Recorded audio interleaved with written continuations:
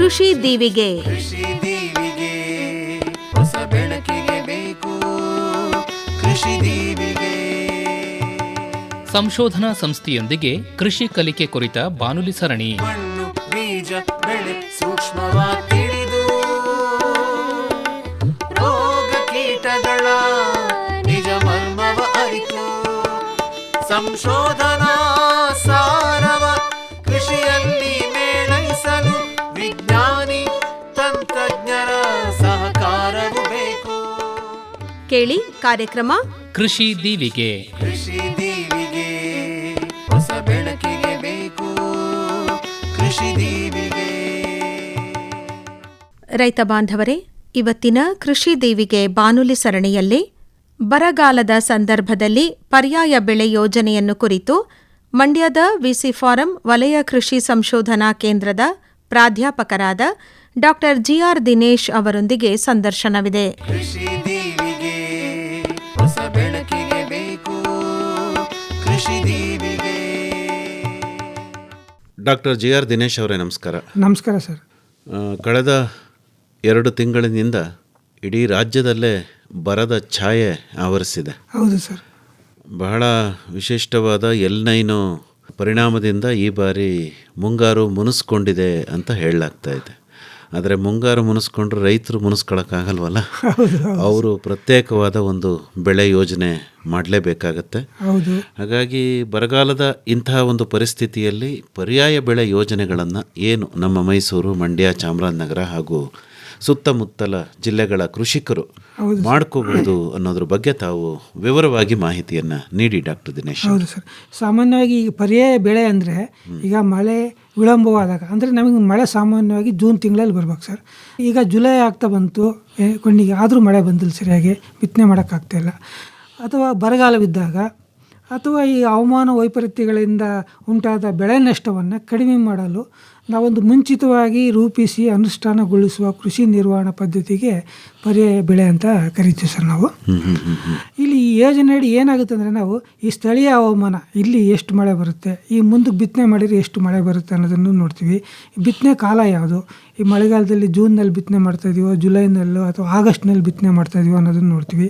ಮತ್ತು ಯಾವ ಮಣ್ಣಿನಲ್ಲಿ ಕಪ್ಪು ಮಣ್ಣು ಅಥವಾ ಮರಳು ಮಿಶ್ರಿತ ಗೋಡು ಮಣ್ಣು ಆ ಪ್ರದೇಶದಲ್ಲಿ ಬಿತ್ತನೆ ನಡೀತಾ ಇದೆಯಾ ಅದನ್ನು ನೋಡಿ, ಮತ್ತು ಲಭ್ಯವಿರುವ ನೀರಿನ ಸಂಪನ್ಮೂಲ, ಕಾಲುವೆಯಿಂದ ನೀರೇನಾದ್ರು ಸಿಗುತ್ತಾ ಅಥವಾ ಬೋರ್ವೆಲ್ಲಿಂದ ನೀರು ಸಿಗುತ್ತಾ ಅಥವಾ ಬರೀ ಓನ್ಲಿ ಮಳೆನ, ಅದನ್ನೆಲ್ಲವನ್ನು ಪರಿಗಣಿಸಿ ಇಲ್ಲಿ ಸೂಕ್ತ ಬೆಳೆಗಳು ಅಥವಾ ತಳಿಗಳನ್ನು ನಾವು ಶಿಫಾರಸು ಮಾಡ್ತೀವಿ.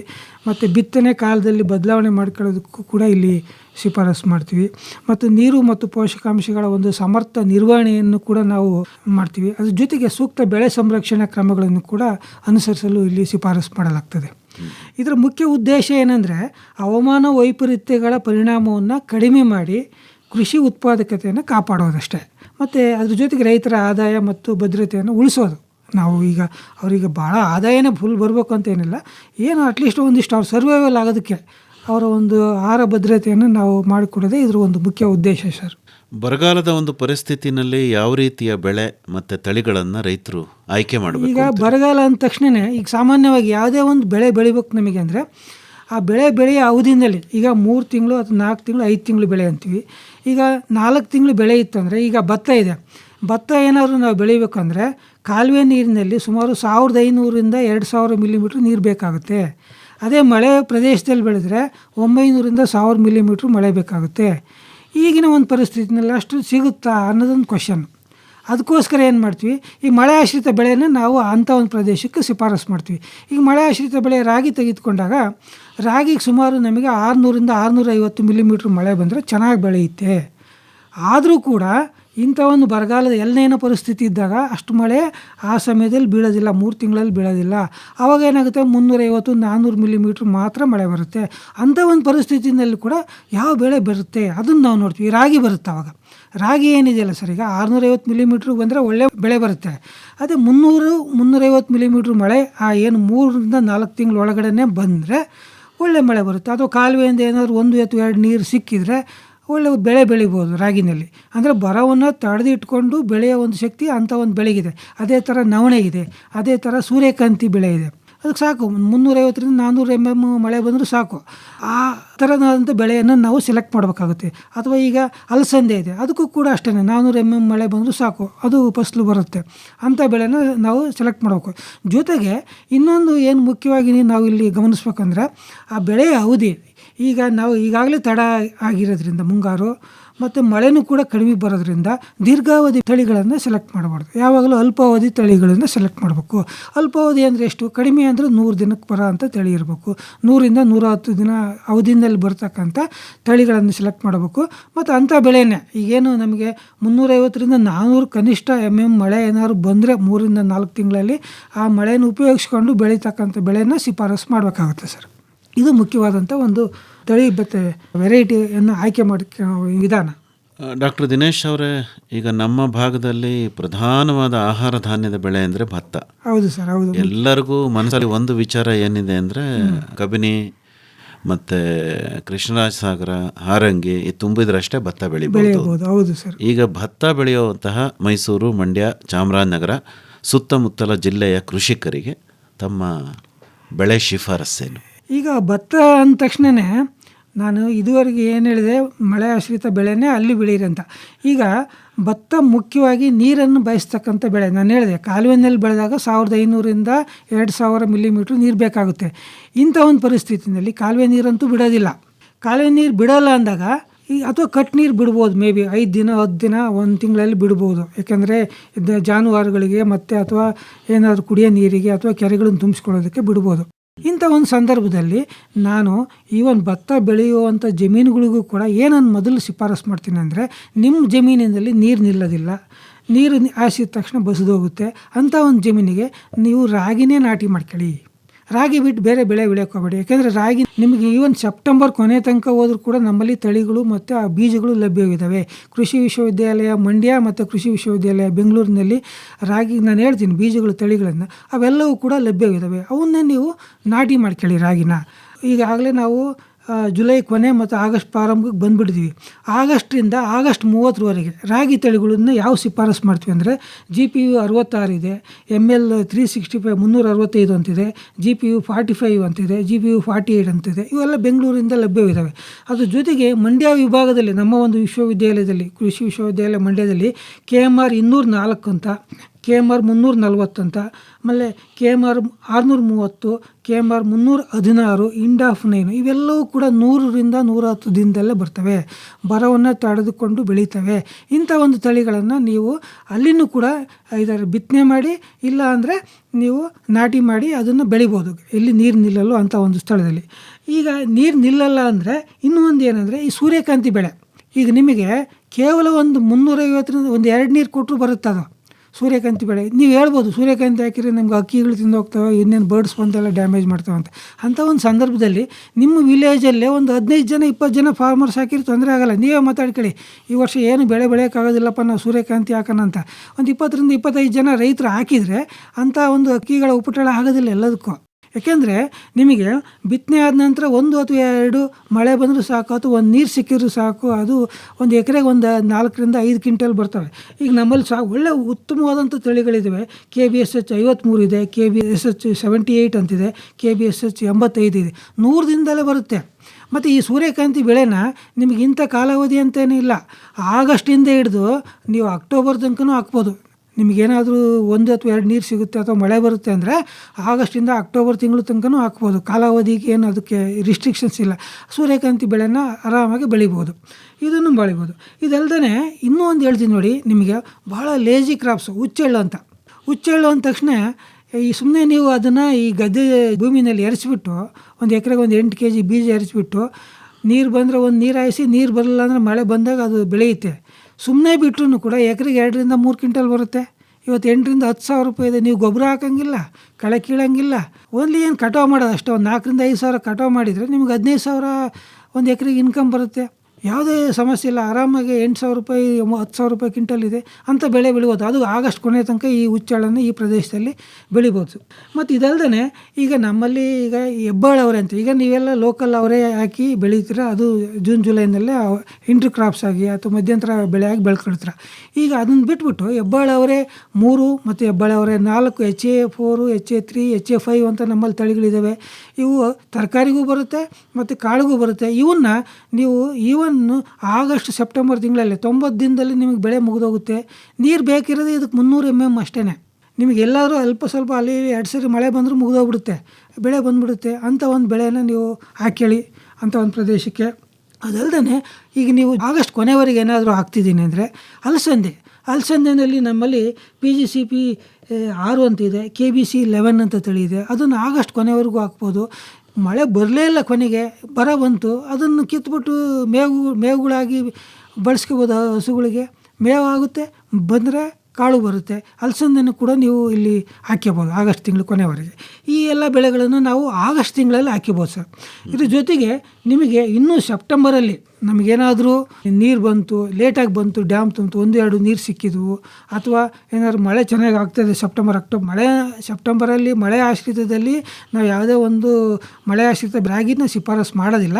ನೀರಿದ್ದರೆ ಅಥವಾ ಬೋರ್ವೆಲ್ ನೀರಿದ್ದರೆ ಅಥವಾ ಕಾಲುವೆನಲ್ಲಿ 1-2 ನೀರು ಸಿಕ್ಕಿದರೆ ಅವಾಗಲೂ ಕೂಡ ನಮ್ಮಲ್ಲಿ KMR 301 ತಳಿ ಇದೆ, ಇಂಡಾಫ್ 7 ಇದೆ, ಇಂಡಾಫ್ 9 ಇದೆ, ಮತ್ತು KMR 316 ಅಂತ. ಇವು 4 ತಳಿಗಳನ್ನು ಸೆಪ್ಟೆಂಬರ್ ಕೊನೆವರೆಗೂ ನೀವು ಬಿತ್ತನೆ ಮಾಡಿ ಅಥವಾ ನಾಟಿ ಮಾಡಿ ಹಾಕಿಬೋದು.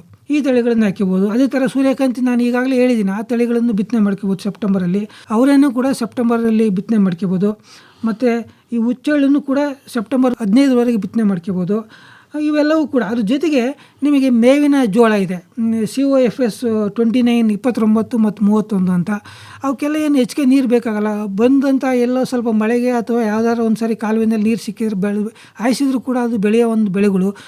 ಮಲ್ಟಿಕಟ್ ಅಂದರೆ ನಿಮಗೆ ಬಹು ಸಾರಿ ನೀವು ಕಟಾವು ಮಾಡ್ಬೋದು, ಅಂಥ ಒಂದು ತಳಿನೂ ಹಾಕ್ಕೋಬೋದು. ಈಗ ಆಫ್ರಿಕನ್ ಟಾಲ್ ಅಂತ ಹೇಳ್ಬಿಟ್ಟು ಮುಸ್ಕಿನ ಜೋಳದನ್ನು ಹಾಕ್ಯಂದ್ರೆ ನಿಮಗೆ ಮೇವಿಗೂ ಕೂಡ ಹೋಗುತ್ತೆ. ಇವತ್ತು ಅದು ಕೂಡ 2,500ರಿಂದ 3,000 ರೂಪಾಯಿ ಒಂದು ಟನ್ ಹೋಗ್ತಾಯಿದೆ. 1-2 ನೀರು ಸಿಕ್ಕಿದ್ರೆ ಅಥವಾ ಮಳೆ ಬಂದರೆ ಅದು ಬೆಳೆಯುತ್ತೆ. ಅಂಥ ಒಂದು ಬೆಳೆನೂ ಕೂಡ ನೀವು ಸೆಪ್ಟೆಂಬರಲ್ಲಿ ಬಿತ್ತನೆ ಮಾಡ್ಕೊಳ್ಬೋದು ಸರ್. ಮಳೆ ಆಶ್ರಿತ ಪ್ರದೇಶಗಳೇನಿದ್ದಾವಲ್ಲ ನಮ್ಮ ಭಾಗದಲ್ಲಿ, ಅವ್ರಿಗೆ ಬರ ತುಂಬ ವೇಗವಾಗಿ ತಟ್ಟೋದು. ಹೌದು ಸರ್, ಹೌದಲ್ವಾ.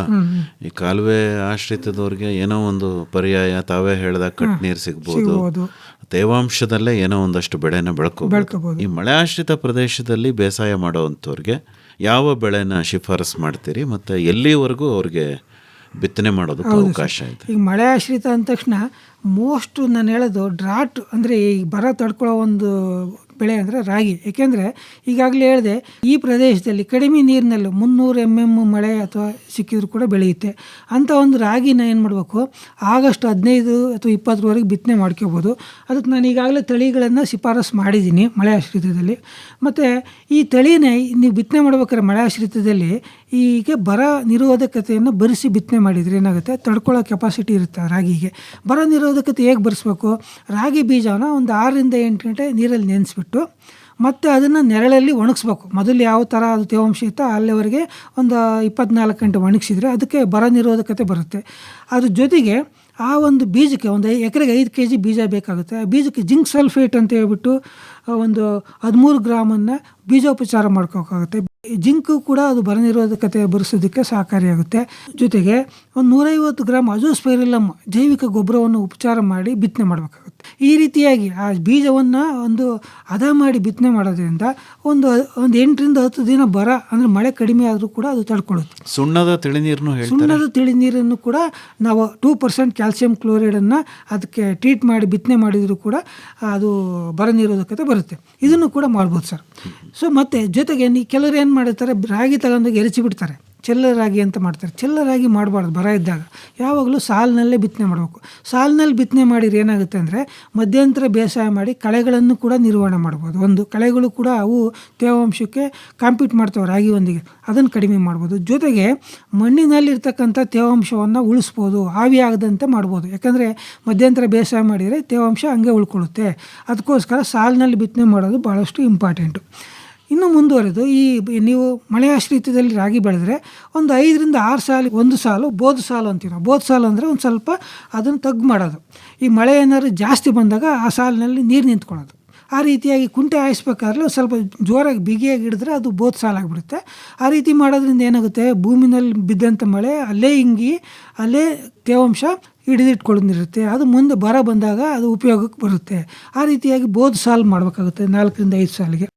ಜೊತೆಗೆ ಈಗ ನಿಮಗೆ ಏನಾದರೂ ಈಗ ಮಳೆ ಆಶ್ರಿತ ರಾಗಿನಲ್ಲಿ ಬಿತ್ತನೆ ಮಾಡಿರ್ತೀರ, ಮಳೆ ಹೋಗಿಬಿಡುತ್ತೆ. ಬಿತ್ತನೆ ಮಾಡಿದ ತಕ್ಷಣ ಜರ್ಮಿನೇಷನ್ ಏನಾಗುತ್ತೆ, ಕೆಲವು ಕಡೆ ಒತ್ತಾಗಿ ಜಾಸ್ತಿಯಾಗಿ ಬಂದಿರುತ್ತೆ, ಕೆಲವು ಕಡೆ ಕಡಿಮೆ ಬಂದಿರುತ್ತೆ. ಅಂಥ ಒಂದು ಸಂದರ್ಭದಲ್ಲಿ ಎಲ್ಲಿ ಜಾಸ್ತಿ ಇರುತ್ತೋ ಅಲ್ಲಿ ಸಸ್ಯಗಳನ್ನು ಕಿತ್ತುಬಿಟ್ಟು ತೆಳುವಾಗಿರೋ ಕಡೆ ಹಚ್ಬೇಕಾಗುತ್ತೆ. ನಾಟಿ ಮಳೆ ಬಂದಾಗ ನೆಕ್ಸ್ಟು ನಾಟಿ ಮಾಡ್ಕೊಳ್ಬೇಕಾಗುತ್ತೆ.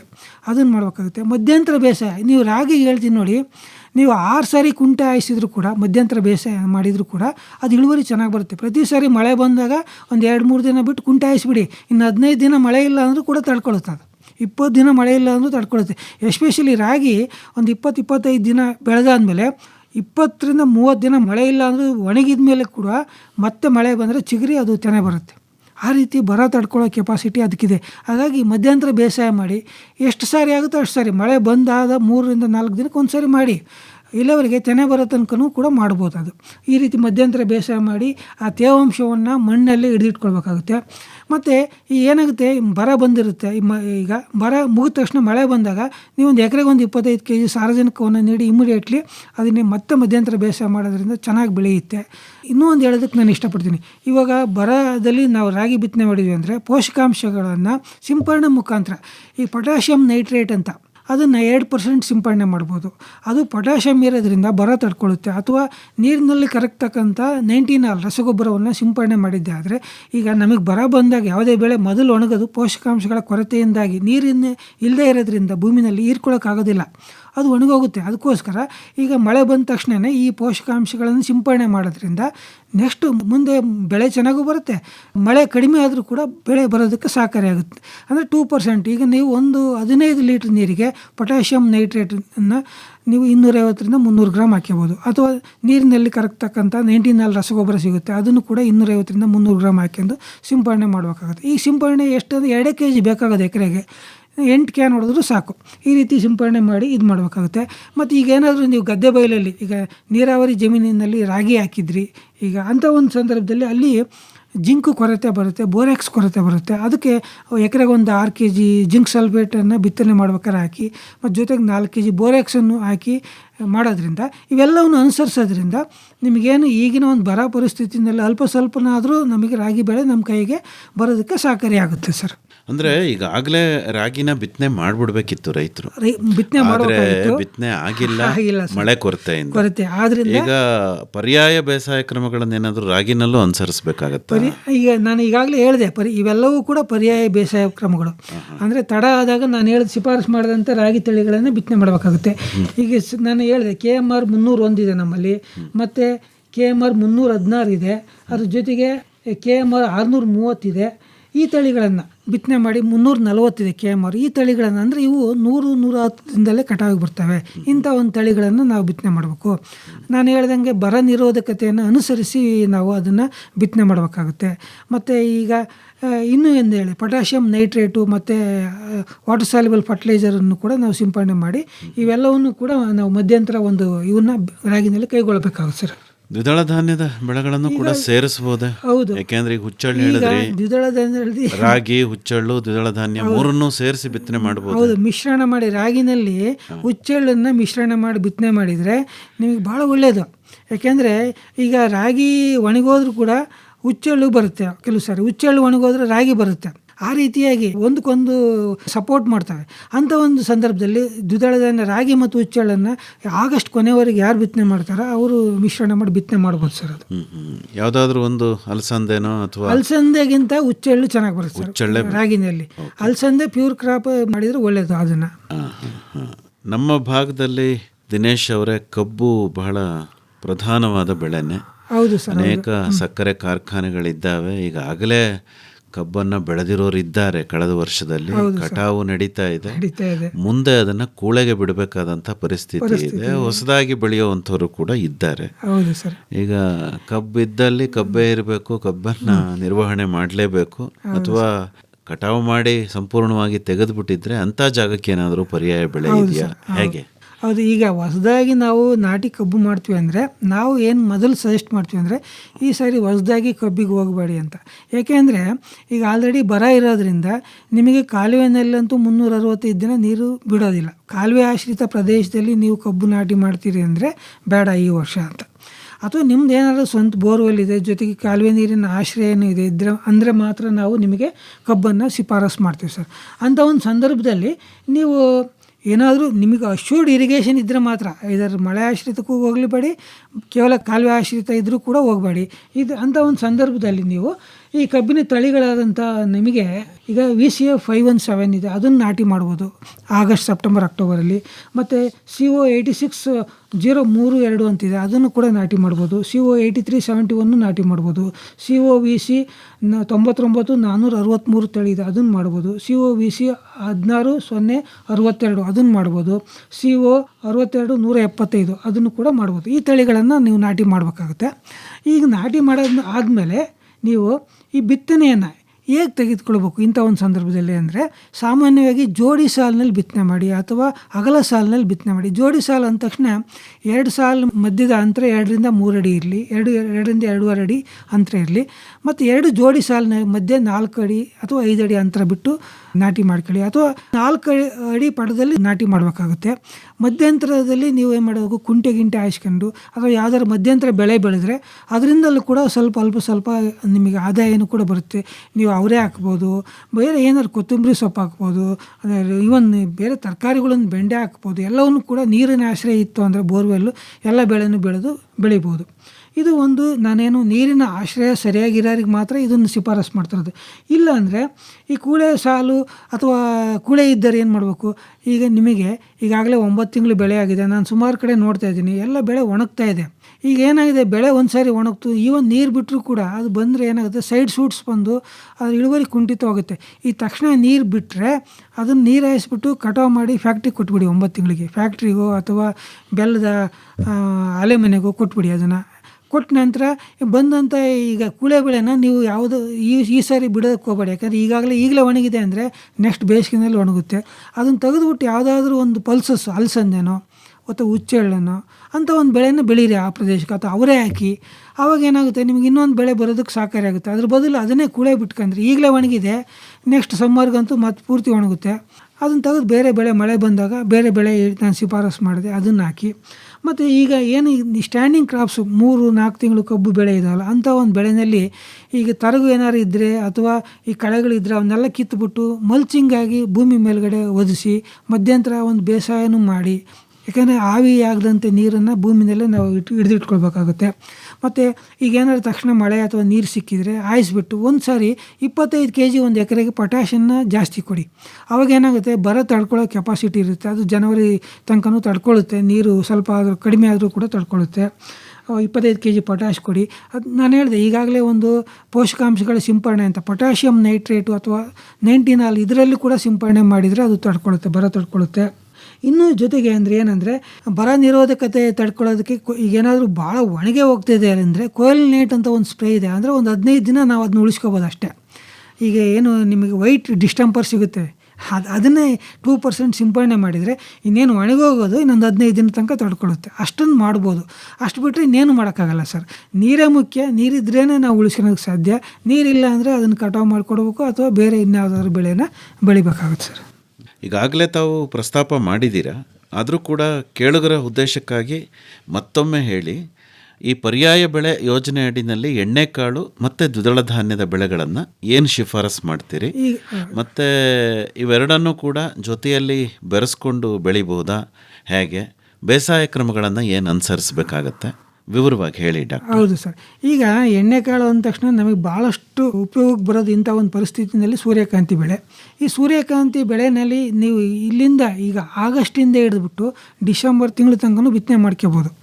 ನೀರಿತ್ತು ಅಥವಾ ಮಳೆ ಮಾಶ್ರಿತದಲ್ಲಿ ನಿಮಗೆ ಸೆಪ್ಟೆಂಬರ್ ಕೊನೆವರೆಗೂ ಬಿತ್ತನೆ ಮಾಡ್ಕೋಬೋದು. ಅಥವಾ ಕಪ್ಪು ಭೂಮಿ ಇದ್ದರೆ ಅದರಲ್ಲಿ ನೀವು ಬಿತ್ತನೆ ಮಾಡಿದ ಮೇಲೆ ಒಂದು ಮಳೆ ಬಂದರೂ ಸಾಕು, ಸೂರ್ಯಕಾಂತಿ ಒಂದು 2 ಕ್ವಿಂಟಲ್ ಬರುತ್ತೆ. ಅದು ಕೂಡ 7,000 8,000 ರೂಪಾಯಿ ಒಂದು ಕ್ವಿಂಟಲ್ ಇದೆ.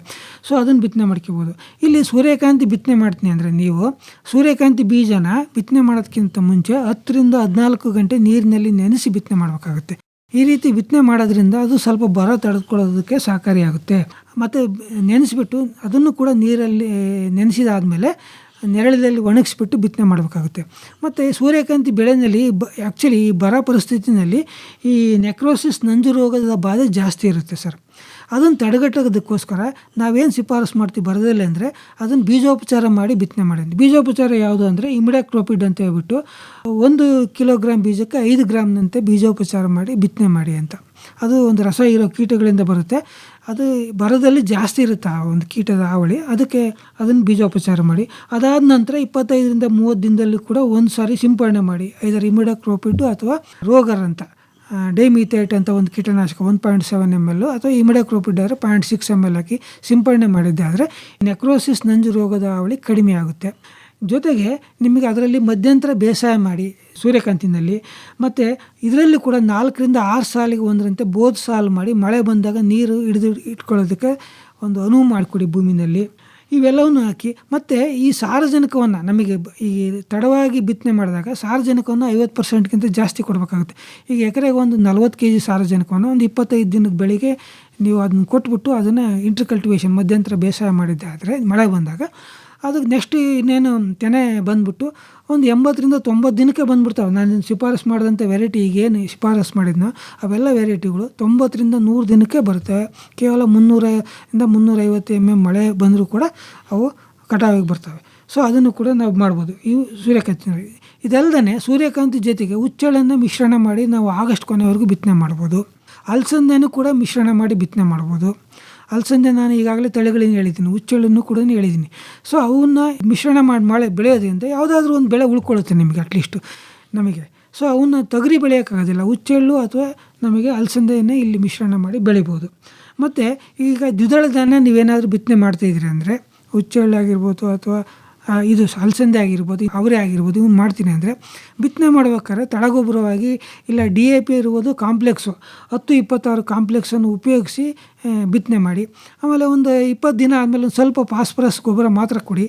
ಮತ್ತು ಇದರಲ್ಲಿ ದ್ವಿದಳ ಧಾನ್ಯ ಬೆಳೆಗಳಲ್ಲಿ ನಿಮಗೆ ಏನಾಗುತ್ತೆ, ಹೂ ಬಿಡೋದಕ್ಕಿಂತ ಮುಂಚೆ ಮತ್ತು ನಂತರ 2 ಸಾರಿ ನಿಮಗೆ ಈಗ ನೀರಿನಲ್ಲಿ ಈ DAPನ ಕರಗಿಸ್ಕೊಂಡು ಸಿಂಪಡಣೆ ಮಾಡಿದ್ದಾದರೆ ಒಳ್ಳೆಯ ಒಂದು ಇಳುವರಿ ಬರೋದಕ್ಕೆ ಸಹಕಾರಿಯಾಗುತ್ತೆ. ಹೂ ಚೆನ್ನಾಗಿ ಕಟ್ಟುತ್ತೆ, ಬರದಲ್ಲಿ ಕೂಡ ತಡ್ಕೊಳ್ಳುತ್ತೆ. ಅದು DAP 2% ಅಂದರೆ ನಿಮಗೊಂದು 300 ಗ್ರಾಮ್ DAPನ ನೀರಲ್ಲಿ ನೆನೆಸಿಬಿಟ್ಟು ಅದರಿಂದ ನೀರನ್ನು ಬಸಿದ್ಬಿಟ್ಟು ಆ ನೀರನ್ನು ಸಿಂಪಡಣೆ ಮಾಡಬೇಕಾಗುತ್ತೆ. ಅದಿಲ್ಲ ಅಂದರೂ ಕೂಡ MAP ಅಂತ ಒಂದು ನೀರಿನಲ್ಲಿ ಕರಗ್ತಕ್ಕಂಥ ರಸಗೊಬ್ಬರ ಇದೆ, MAP ಅಂತ. ಅದು 250 ಗ್ರಾಮು 15 ಲೀಟ್ರ್ ನೀರಿಗೆ ಸಿಂಪಡಣೆ ಮಾಡಿ ಒಂದು ಎಕರೆಗೆ 8 ಕ್ಯಾನ್ ಸಿಂಪಡಣೆ ಮಾಡಬೇಕಾಗುತ್ತೆ.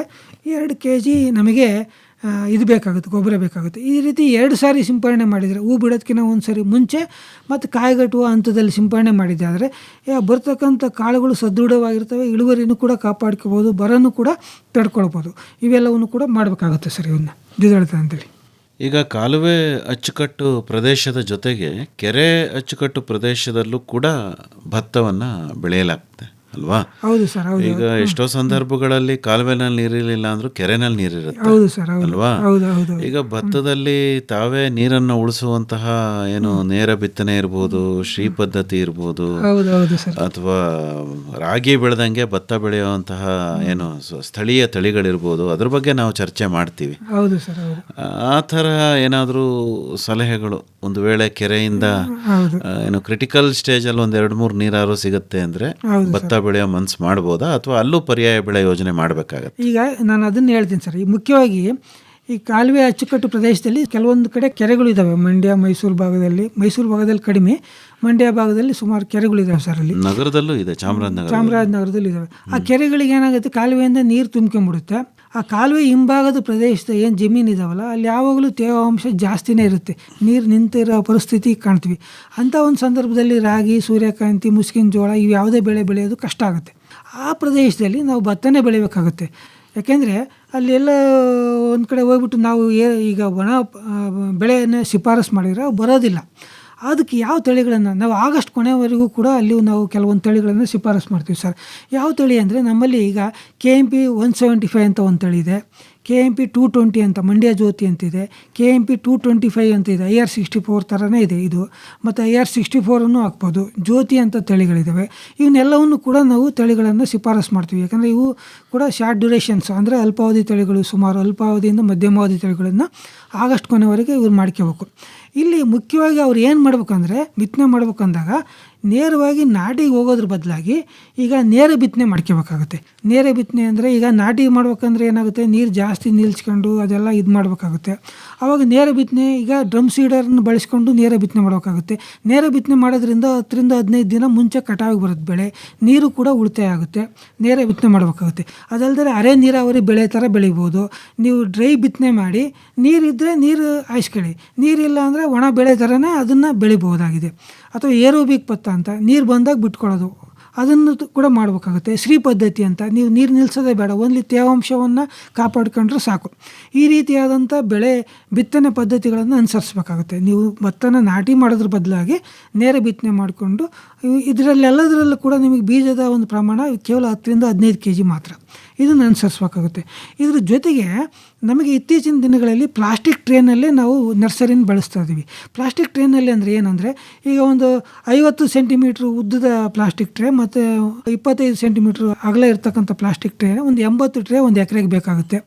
ಈಗ ನೀರು ಇನ್ನೊಂದು 25 ರಿಂದ 30 ದಿನದ ಒಳಗಡೆ ಸಿಗುತ್ತೆ ಅಂದರೆ ಇವಾಗಲೇ ನೀವು ಸಸಿ ಬೆಳೆಸ್ಕೊಳ್ಳಿ, ಮನೆ ಹತ್ರನೇ ಬೆಳೆಸ್ಕೊಳ್ಳಿ. ಅಂದರೆ ಒಂದಿಷ್ಟು ಒಂದು ಭಾಗ ಮಣ್ಣು, ಒಂದು ಭಾಗ ಗೊಬ್ಬರ ಹಾಕಿಬಿಟ್ಟು ಆ ಪ್ಲಾಸ್ಟಿಕ್ ಟ್ರೇಗೆ 1 ಇಂಚ್ ತುಂಬಿಬಿಟ್ಟು ಬೀಜ ಹಾಕಿಬಿಟ್ಟು ಮನೆ ಹತ್ರ ಬೆಳೆಸ್ಕೊಂಡು ಅಂಥ ಒಂದು ಸಸಿಗಳನ್ನು ನೀರು ಬಂದಾಗ ನಾಟಿ ಮಾಡ್ಕೊಳ್ಳಿ. ಅಂದರೆ 30 ದಿನ ನಿಮಗೆ ಉಳಿತಾಯ ಆಗುತ್ತೆ. ಮುಖ್ಯ ಭೂಮಿನಲ್ಲಿ ಅಲ್ಲಿ ಮೇಯ್ನ್ ಪ್ಲಾಟಲ್ಲಿ 90 ದಿನ ಮಾತ್ರ ನೀರು ಬೇಕಾಗುತ್ತೆ.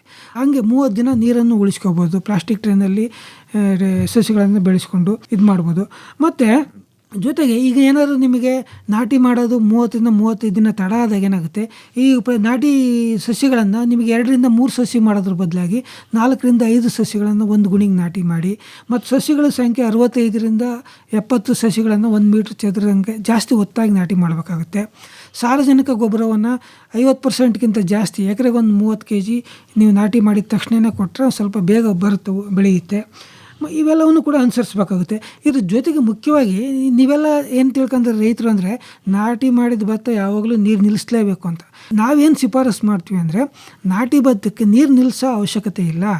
ನಾವು ಆಲ್ಟರ್ನೇಟ್ ವೆಟ್ಟಿಂಗ್ ಆ್ಯಂಡ್ ಡ್ರೈಯಿಂಗ್ ಅಂತೀವಿ. ಅಂದರೆ ನೀರು ಹಾಯಿಸುವ ಮತ್ತು ಒಣಗಿಸುವ ವಿಧಾನವನ್ನು ತೆನೆ ಬರೋ ತನಕ ನೀವು ನಾಟಿ ಭತ್ತದಲ್ಲಿ ಕೂಡ ಅಭ್ಯಾಸ ಮಾಡ್ಬೋದು ಅಥವಾ ಪ್ರಾಕ್ಟೀಸ್ ಮಾಡ್ಬೋದು. ಆವಾಗ ಹೆಚ್ಚಿಗೆ ಇಳುವರಿ ಬರುತ್ತೆ ಅಂತ. ಅಂದರೆ ಇವತ್ತು ನೀವು 2 ಇಂಚ್ ನೀರು ನಿಲ್ಲಿಸಿದರೆ ಆ ನೀರು ಸಂಪೂರ್ಣವಾಗಿ ಇಂಗುತ್ತೆ ಒಂದು 3 ದಿನ 4 ದಿನ ಆದಮೇಲೆ.